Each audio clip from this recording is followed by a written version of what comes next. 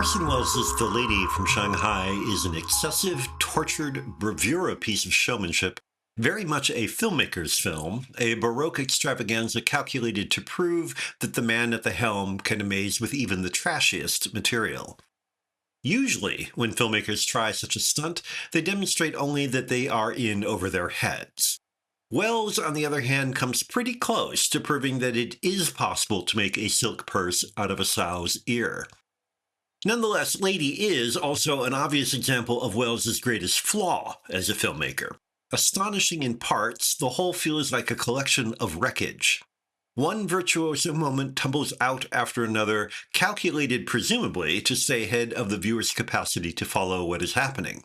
Only occasionally do the moments gel into anything greater than breathless flourishes. The most famous of those moments is undoubtedly the shootout in the Hall of Mirrors near the end of the film. Imitated countless times, it has never been equaled in brilliance of execution. Less famous, but more incisive, are the courtroom sequences. In addition to demonstrating how solemn proceedings can be turned into a farce performed for the gallery, the frantic, scattered, disjointed execution reinforces a vision of quote-unquote justice perverted by ambition and personal animosity. Every shot is conceived to show each character at his or her worst. Every cut keeps us on edge. My favorite scene occurs earlier in the story. As the main character, Michael O'Hara, Wells, stands by helplessly, George Grisby, Glenn Anders, the business partner of attorney Arthur Bannister, Everett Sloane, passes a cigarette to Bannister's wife, Elsa, Rita Hayworth. All of them are on Bannister's yacht, and Elsa is lying flat against the deck.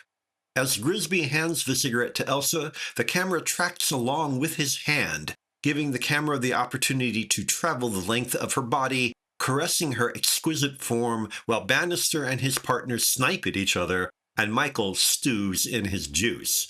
In narrative terms, the moment couldn't be simpler, but it is fraught with barely suppressed tensions, hatreds, and desires, arcing like crossed wires and just as dangerous. Which is to say that the pyrotechnics sometimes do serve a purpose beyond showing off. In fact, despite origins in a trash novel that Wells reputedly bought in desperation, beneath the phantasmagorical surfaces, Lady provides a grim portrayal of the American bourgeoisie at its scheming, greedy worst. Bannister doesn't have a yacht out of love of the sea, for example.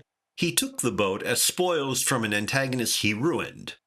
While it would be a mistake to make too much of that corrosive vision, the film is obviously first and foremost an excuse for self-indulgent display, it would be no less short-sighted not to recognize how much the content contributes to the film's acidulous atmosphere, and how it and Wells's astonishing effects reinforce each other.